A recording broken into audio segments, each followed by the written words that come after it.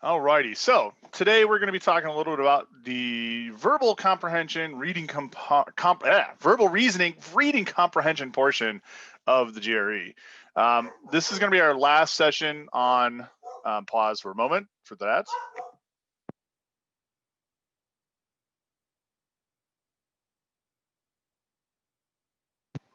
Sorry about that.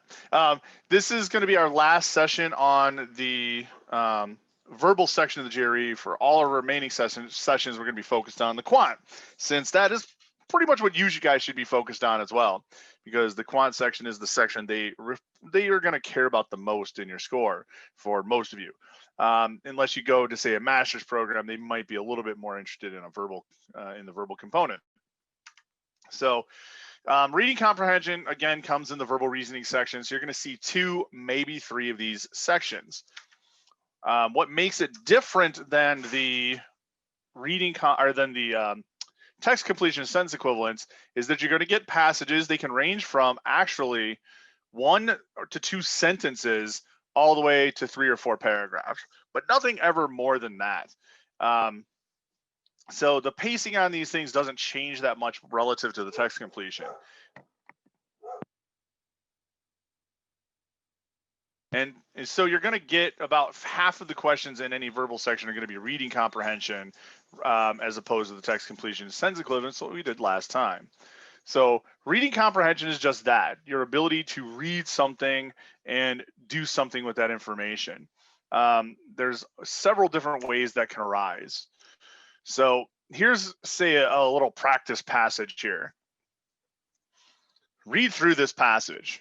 Take a moment, just read through it. I'm going to read through it as well.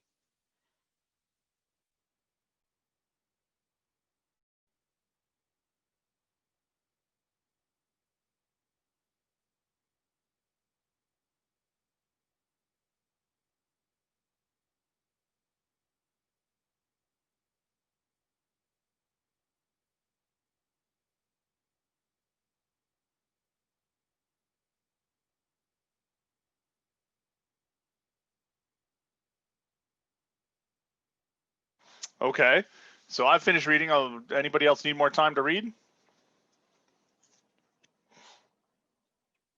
It's okay if you do.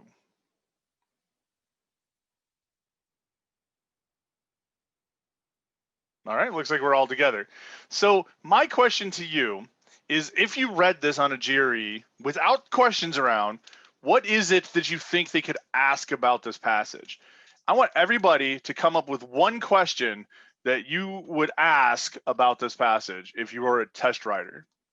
So everybody type in a question that you would ask about this passage if you were a question writer. Go ahead and enter it into the chat box. Let's see what we come up with.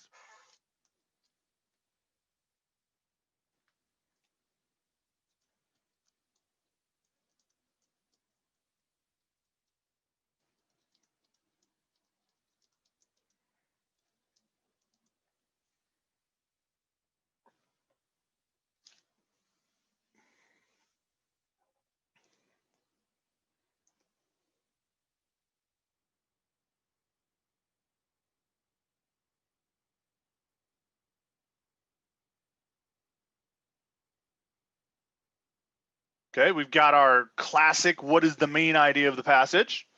That's one of the main question types, actually, that we run into on the GRE. What others? What other questions can we come up with that go with this kind of a passage?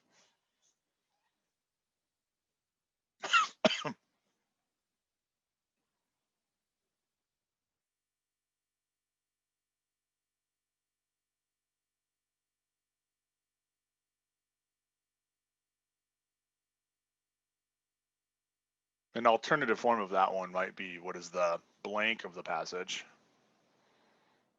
Insert blank here. What else can we ask about this thing?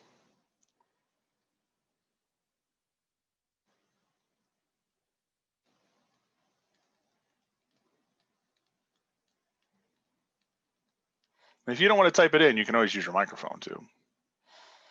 What is the primary purpose of the passage? That's another one. It goes along the same vein as main idea. Okay, now you're asking a vocab and context question. That does happen. So what does the author mean by mean when he or she used the word hibernation in line 2.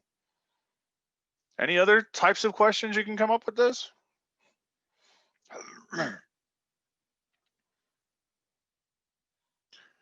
And what I do this for is because I want you to note something. Is it difficult or easy for you guys to come up with questions about a passage?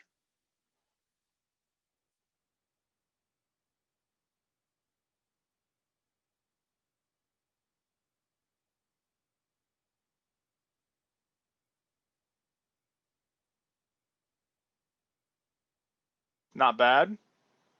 I would say, given that only 3 people of 6 have come up with a question at this point, might be saying to themselves that the other 3 might be saying, I'm just not sure what they might ask me about. And that's actually the problem, is that you aren't necessarily aware of what are the kinds of questions anybody would ask you for. And that's what makes it difficult to predict what they're going to ask you in a passage. So a lot of times what I want you guys to do is look at the questions first. Before you read the passage, look at the questions. Because if you have a hard time looking at the passage and saying, oh, here's something they might ask me about, here's something they might ask me about, and here's something they might ask me about, then you're probably not going to get much from reading the passage in the first place. So let's flip it on its head. Look at the questions first, see what they're going to ask you about, and then go read the passage. And then now you know what exactly to look for. It's like, so don't do it this old-fashioned way of just like read and then answer. Look at the questions, find what you need to read, and then go back and answer the questions. It's a little bit different way of doing reading comprehension questions. In fact, it's a way I teach all of my SAT and ACT students to do this as well. When they're doing reading comprehension, is don't read the passage, go to the questions first, and then go read the passage for those questions. Now, what kinds of questions can they ask? You guys hit on 2 types. Main purpose, main idea is really one of those types. The main idea, according to, or primarily concerned, or main purpose of the passage. These are the main idea types. Main purpose here as well. So like these 2 go hand in hand, really. They're kind of the same type of question. I also saw somebody asking a very explicit question, which was, what does the word hibernation mean in line 2? What do they mean by that? So that would be more explicit because they give the word and you just have to find the paraphrased meaning. There's 2 other types of questions where that you're going to run into, and these are probably the harder ones. What would the author feel about blah, blah, blah, blah, blah? Or what was the author's tone when discussing blah, blah, blah? Or, you know, the different types of tone.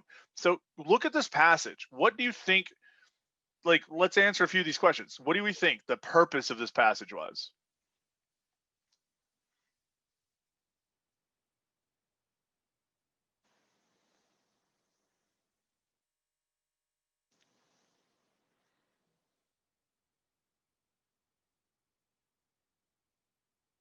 Again, in just a few words, what was the purpose the author wrote this passage for?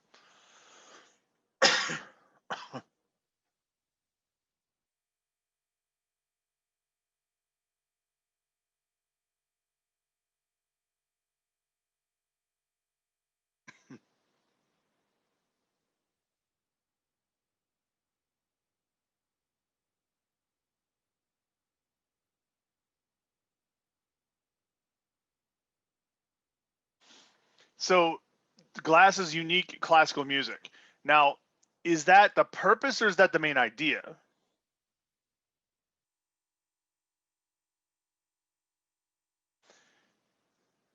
It's interesting because those 2 things don't necessarily align. Would you guys think the Glass's unique classical music is the purpose or the main idea of the passage?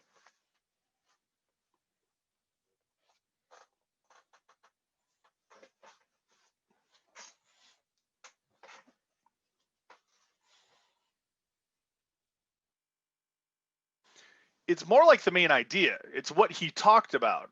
The author talked about Glass and how he had this unique type of classical music. Now, purpose is more about like, why was it written? Was he trying to convince us? Was he trying to convince us that Glass was awesome? Convince us that Glass was the worst composer ever? Was he trying to just inform us? You know, what was that purpose for this being written? What would you guys say? Was it very pro, very con, or very kind of just informative? Was it persuasive or informative?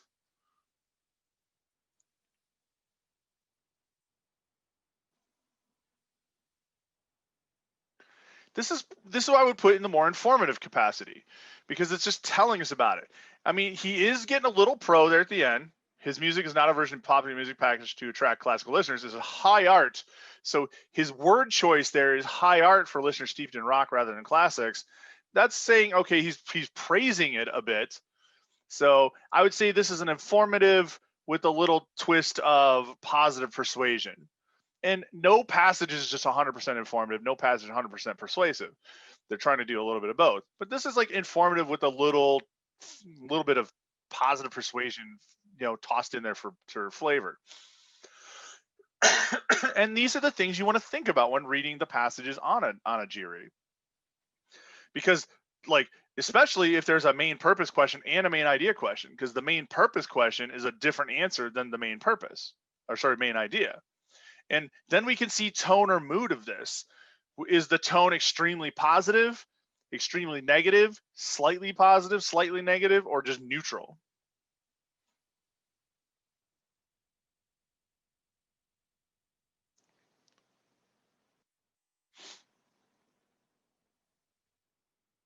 And that's why I usually classify things, is I give them that sort of categorization of those 4 levels.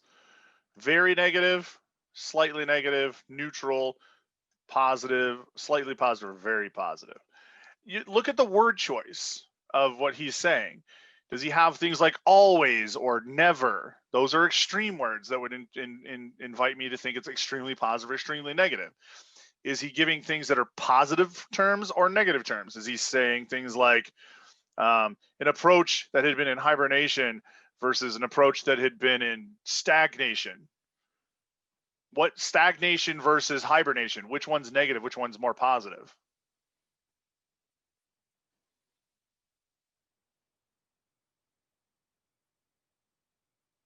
So yeah, I would put this in probably the slightly positive vein.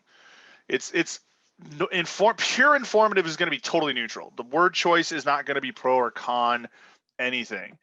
I would agree that the high art, that's kind of good praise, and it's not until right at the end where we see that kind of praise. But for the most part, it's mostly neutral with the that slight twinge of positiveness at the end. And so word choice can mean a lot, because so now if I'm looking at my answer choices and they have an answer choice that says rock listeners should never listen to Glass's music, is that a good or bad answer choice for this?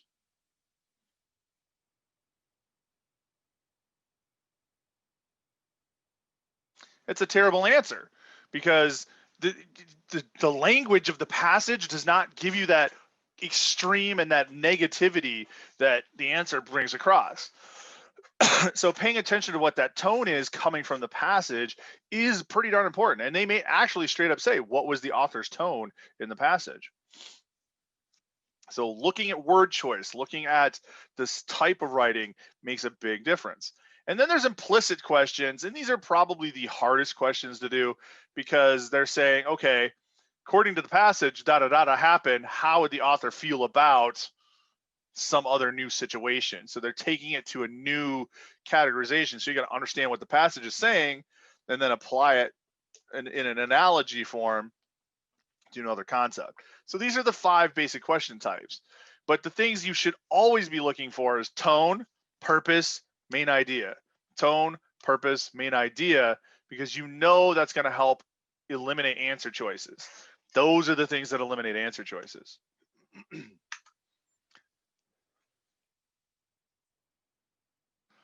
And the slides, I'm almost got the YouTube's page up and running, so we'll have the recordings up there hopefully by end of week. That's my goal. Alrighty. So one of the things I suggest besides reading the questions first is doing the questions in a certain order. So look for those explicit, implicit type questions and do those first. Why would you do those types of questions first rather than the tone, purpose, and main idea questions?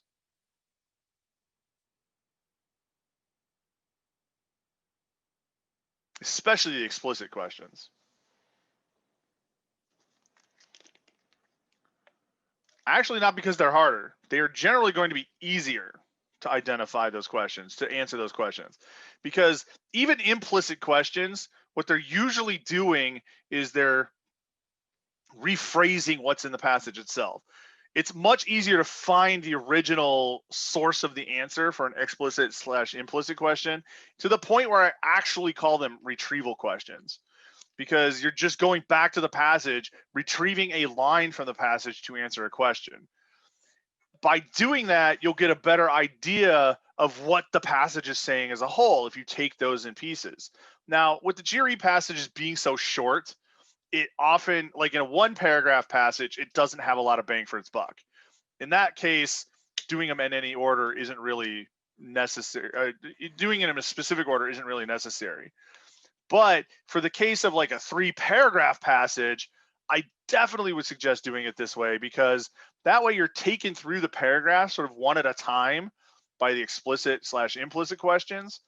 And by the time you finish doing all those questions, now you understand the structure of the passage better. You may understand the purpose of the passage better. You may understand the main idea of the passage better.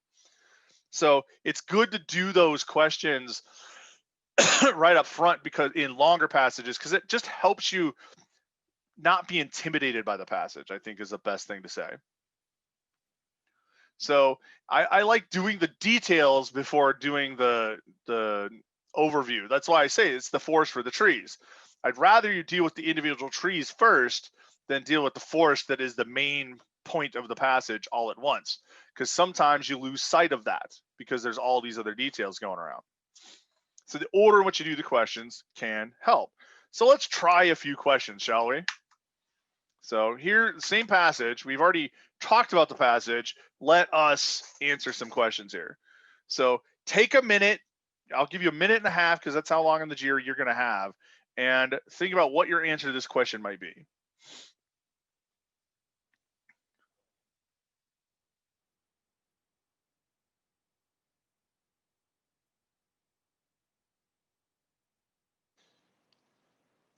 And type your answer and pop it in the chat box, but don't hit return. So like type it in there, but don't hit return yet. So when I count to 3, then you can hit return.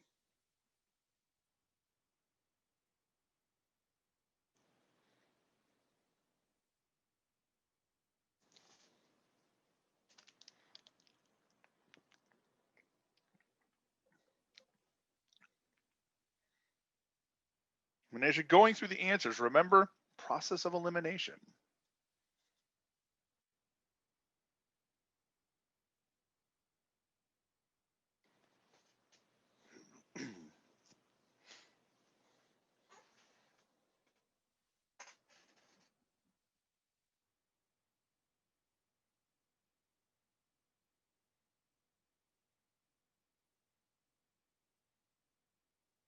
All right, on the count of 3, enter your answer choice for this question. 1, 2, 3.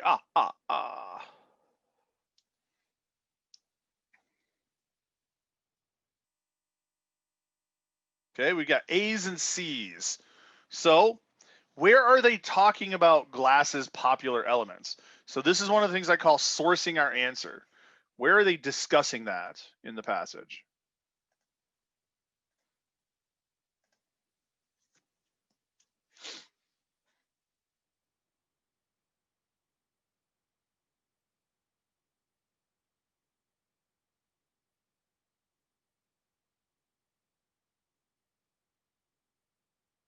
Is there a particular sentence or a line? I see the first reference for popular elements is like right here. Popular elements do not appear out of place in Glass's classical music. So when you find a reference like this, read up and read down from it. Read up and read down from it. So I would say I would go to the previous sentence and say, okay, Glass based 2 symphonies on music by rock musicians, but the symphony's sound is distinctively his. Why would he say the sound is distinctively his? What is the author trying to say by saying that?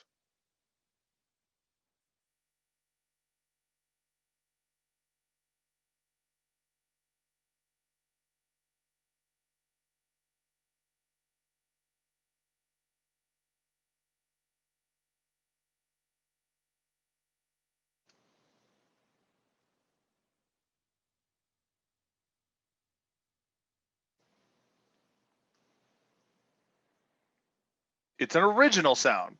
He's not copying David Bowie or Brian Eno. He's using elements of it, but not copying. That's a good interpretation of that. Okay, now I'm going to read the next sentence. Popular elements do not appear out of place in Glass's music, which from its early days has shared certain harmonies and rhythms with rock music. Yet this use of popular elements has not made Glass a composer of popular music. So they're sort of re-emphasizing the fact that he has his own sound, right? Now let's look at our answers. A, how it is regarded by listeners who prefer rock to the classics. Is that a good answer or a bad answer choice given what we just analyzed?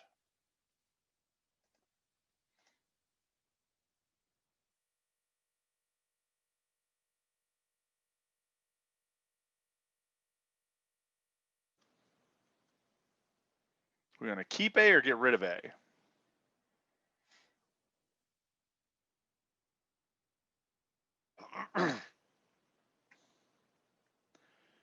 I would agree it's a bad answer choice because it seems like what they're talking about the popular elements for is to show that while he's using these things, he's not sounding like them.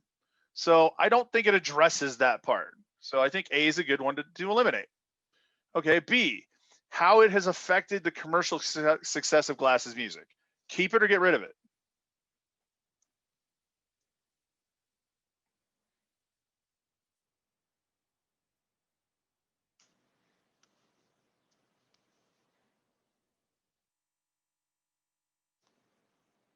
I've got one vote to keep it. Anyone else? Okay, I'll keep it for now. How about C, whether it has contributed to a revival of interest among other composers using popular elements in their compositions?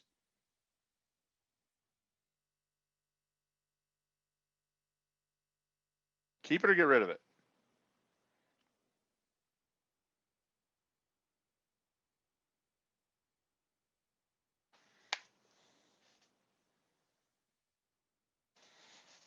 We got a bunch to get rid of it. I agree we're going to get rid of it because is it actually related to the idea that he's making his distinctive own sound? No. They're not talking about whether there's a revival or not in here. That's not of issue in this component, this issue of popular elements. All right. How about D, whether it has had a detrimental effect on Glass's reputation? Keep it or get rid of it?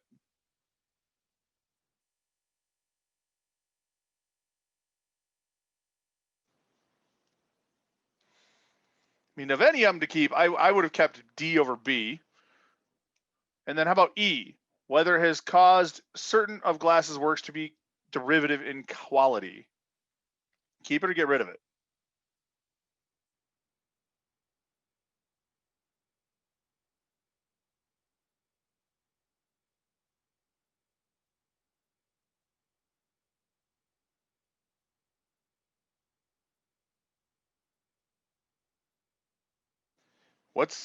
What's holding us back on this one?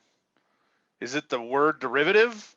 Does everybody understand what it means, derivative in quality? What does that mean?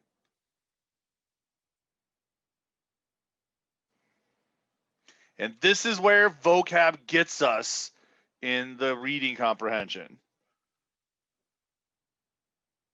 Yes, they're saying whether it has caused certain of Glass's works to be considered unoriginal. Does that tie back to what they were saying about the popular elements? Whether or not he was unoriginal or not?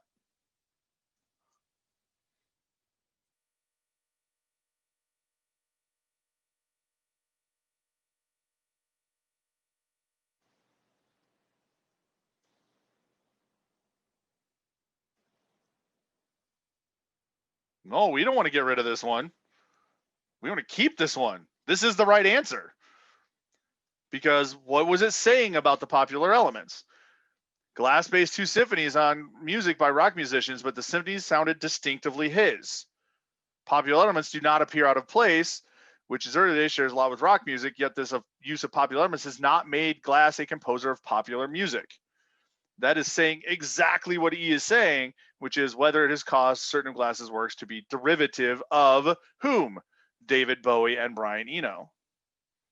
So I would keep it, and in fact, that's our best answer choice because it's literally going to the effect of saying, hey, he's not like these guys, people. That's what he's saying. Like, he's not like Brian Eno or David Bowie. He's doing his own thing. He's not being derivative.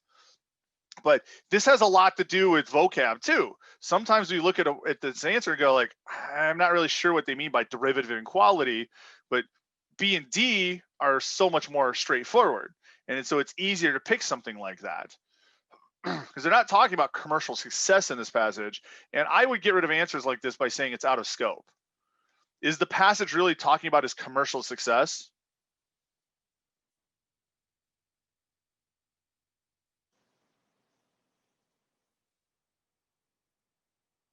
Not really. And is the passage really talking about his reputation? Again, not really. That's out of the scope of what the passage actually gets into. The main point of this passage is really just to discuss who Glass is and the type of music he writes. So sometimes you want to think, okay, does this have anything to do with the passage as a whole? That's again why you want to think always like, what is he really trying to say? And that's what reading comprehension is all about, is thinking this deep about it. All right, let's try another one. Now, this is one where they're going to make you pick all the choices that apply. So it could be A, it could be B, it could be A and B, it could be A and C, it could be B and C, it could be all three. So take a few minutes, try to answer this question.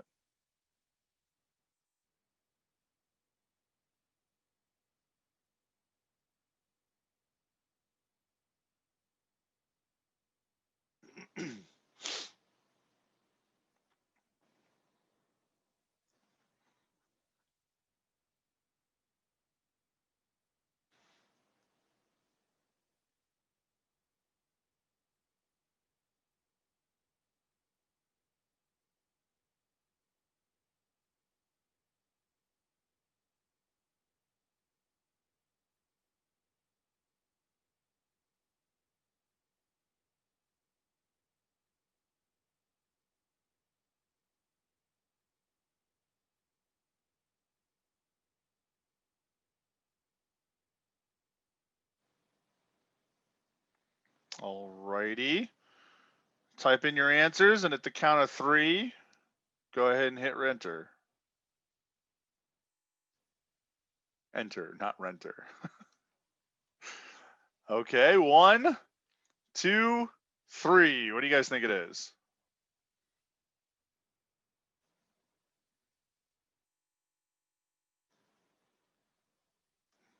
Looks like we're in agreement on A, but not necessarily B or C, because we got 2 ABs, 2 ACs. We're on the fence. Okay, let's look at it. A return to the use of popular music in classical compositions. Looks like that's across the board. Where's our source for that? Where are we finding that evidence to prove that? Like literally the first sentence, reviving the practice for something that had been long in hibernation. So a return to it means it's been there in the past and it's no longer, it's not that it's no longer there, it just hasn't been used in a while, so we're bringing it back. Okay, how about B? An attempt to elevate rock music to an artistic status more closely approximating that of classical music.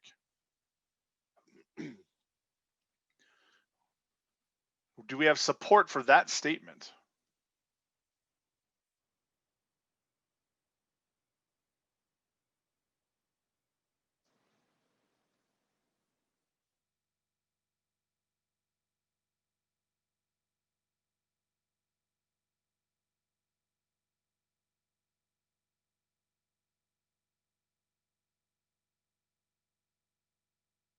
The last sentence, it is his music is not a version of popular music packaged to attract classical listeners. It is high art for listeners of rock rather than the classics. So notice that transition word, rather than the classics. Does that jive with what B is trying to say, or does that go against what B is trying to say?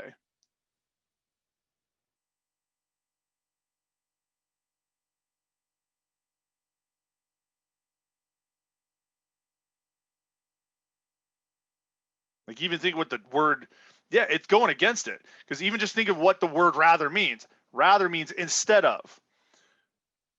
So they're not trying to elevate rock music to a status like classical music. They're treating rock music as its own thing. Rock music is its own thing, and people can appreciate it on its own. They don't need to appreciate classical music like they do, or rock music like they appreciate classical music. So B, that makes B an incorrect statement. How about C? A long-standing tendency to incorporate elements from two apparently disparate music styles. Where's our connection there?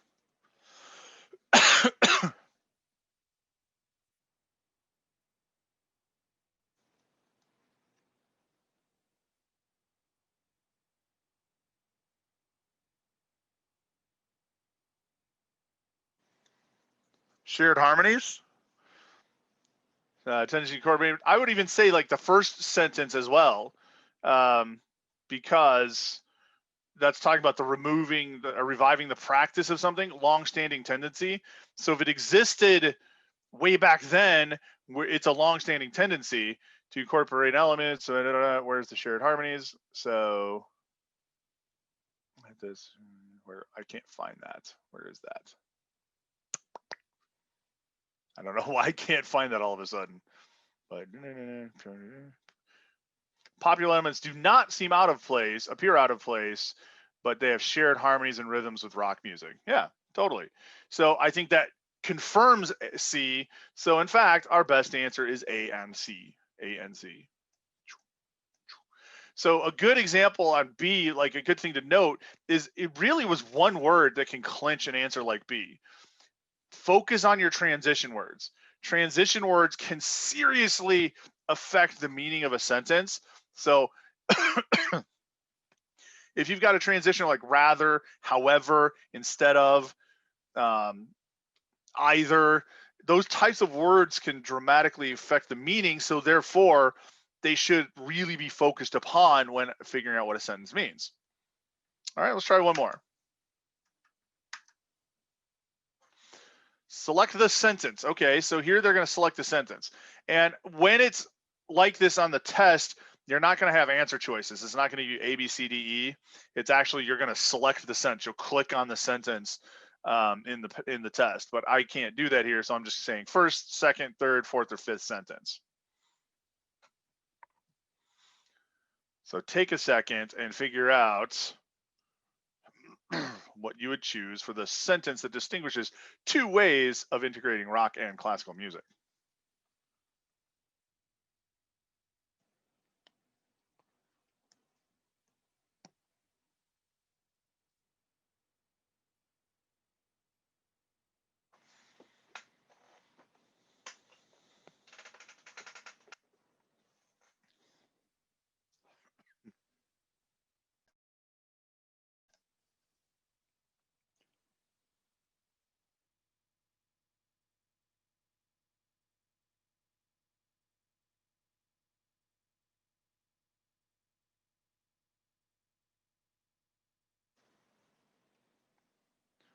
All right, start finalizing your answer.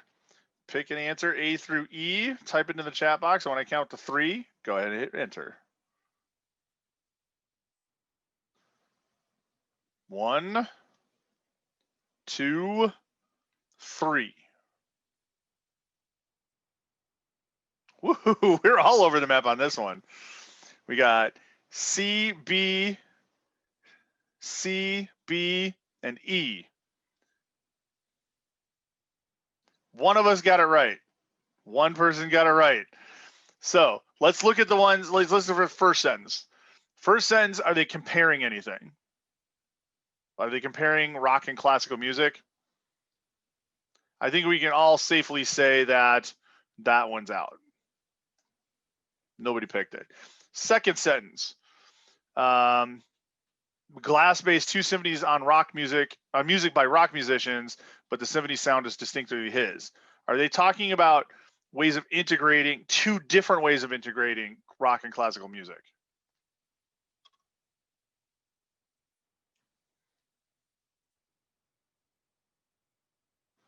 Or are they just simply talking about integrating rock and classical music?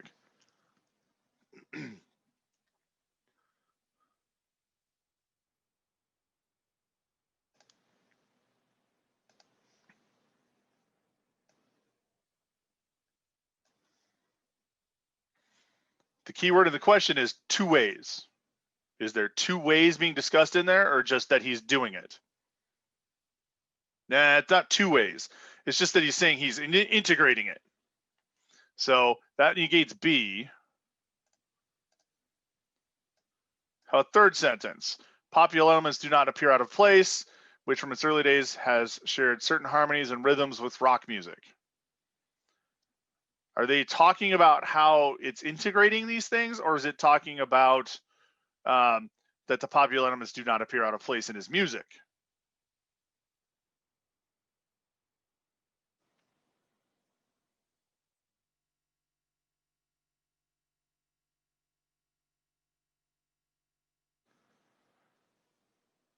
So are they integrating in this sentence? No, they're not really integrating. That's kind of an aside to the sentence, if anything. So it's also not C. How about the fourth sentence? Yet this use of popular elements has not made Glass a composer of popular music. Is that a good answer?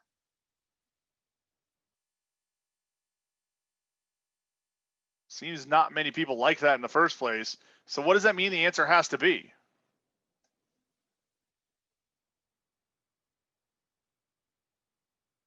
It has to be E.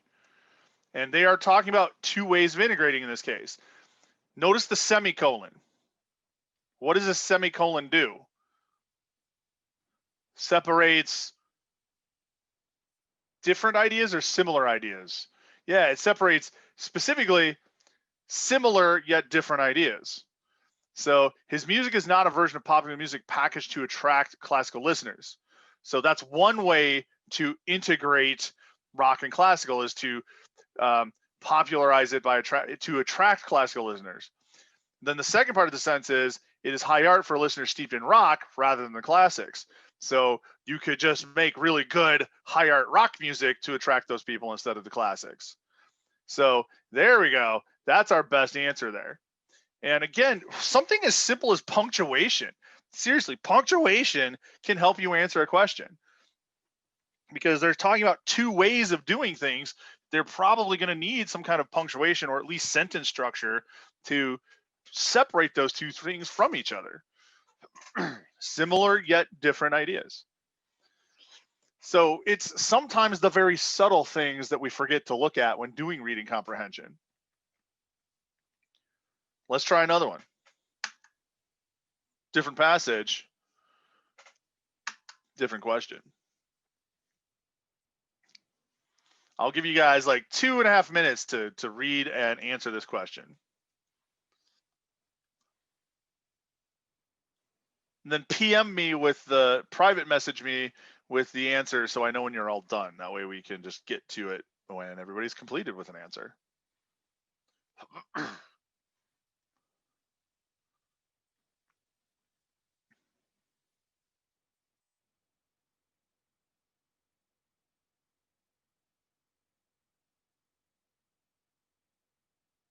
And if you don't know how to PM, by the way, you just use the little 2 bar and you can select somebody's name individually.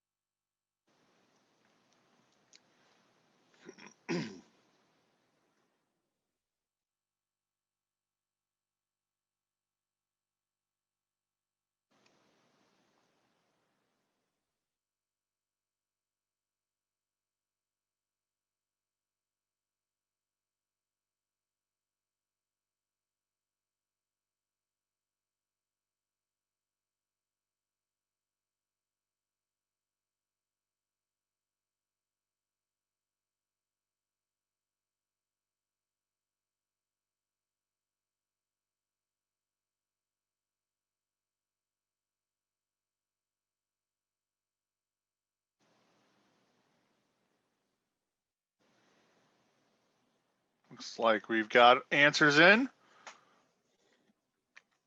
All right, so most of everybody picked B, and B is the correct answer. Now, there's some interesting things that went on in some of the incorrect answers. So one of the incorrect answers I saw was D, give off a strange glow. Does it directly connect the glow with the fish and the shellfish?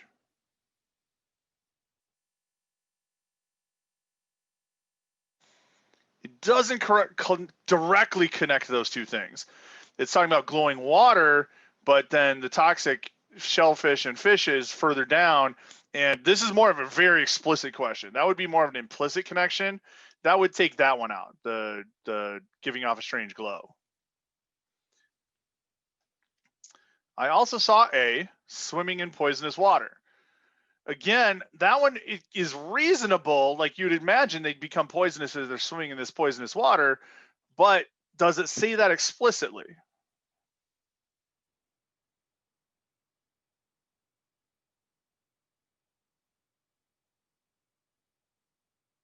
No, it's actually something we can interpret. It probably, after they swim in the poisonous water, they do something in there that actually gives them this poison, but it wouldn't be straight up just swimming in the poison water because that's not an explicit statement in here. If there's an explicit answer, we always go for the explicit answer first. And I saw C in one of them, change their feeding habits. Now, that is the tempting answer as well, but did they change their feeding habits? What phrase would tell me they did not change their feeding habits? In their normal feeding.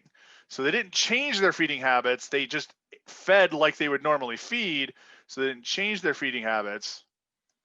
And are they ever talking about what kind of poison this is?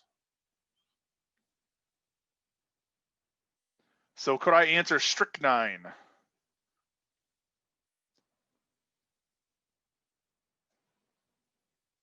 Nope, that's too much of a reach. I don't know that it's necessarily strychnine. It's too explicit, like in the sense, or sorry, too implicit in the sense that it never uses that word in the passage itself. So what's our best answer? It is B, because the last sentence. This is because in their normal feeding, they have strained the poisonous plankton out of the water. And just before it says some of the fishes in the vicinity become toxic. So those are direct following. It's an explicit statement of why those things became toxic, because it says this is because. So is this passage easier or harder than the last passage in a sense from like the style of question that you just saw? I mean, this question is an easier question, and we got to be careful when we're flip-flopping. If we go from a really difficult passage, we might take some of that baggage into the next passage, which I think is what happened here, and started to try to analyze too much. But when you're faced with a very simple, explicit question, you have to just go with what's on the page. And I think we got time for one more. Now, this is an implicit question. What do you guys think this one is? One can most reasonably conclude that plankton are.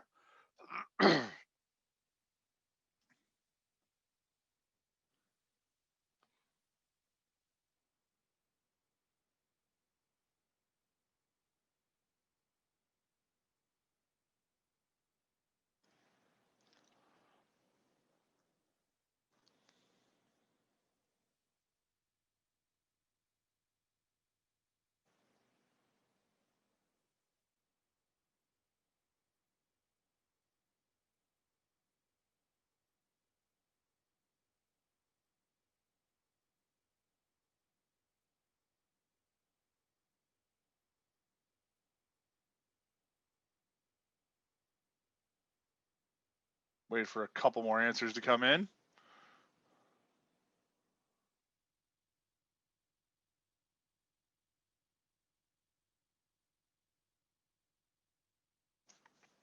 All right, I'd say that's a quorum. And everybody agrees it is A. And I would agree as well. In fact, it's implicit in the sense that it doesn't say it outright, minute organisms, but it's still pretty darn explicit. What word is pretty explicit part of that answer?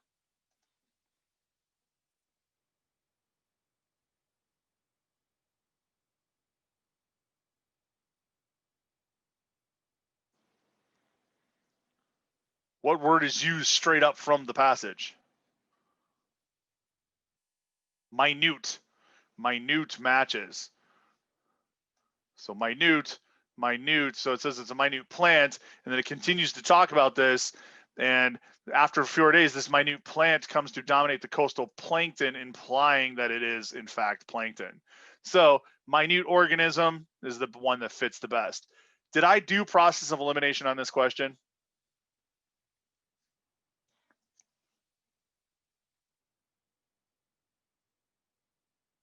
No.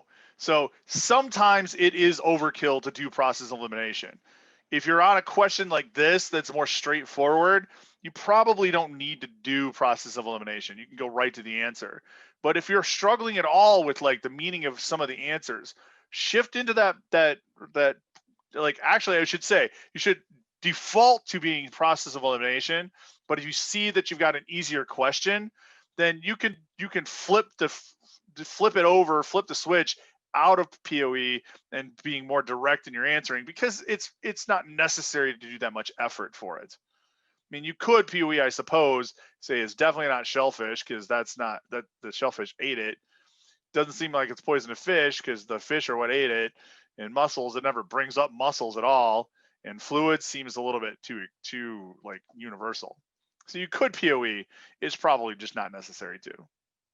All right, so this is what the reading comprehension is like. It gets harder than this. I stuck with medium and easier passages, but like I said, some of the hardest passages are going to have upwards of 3 or 4 paragraphs. Some of the easiest will be like 2 sentences.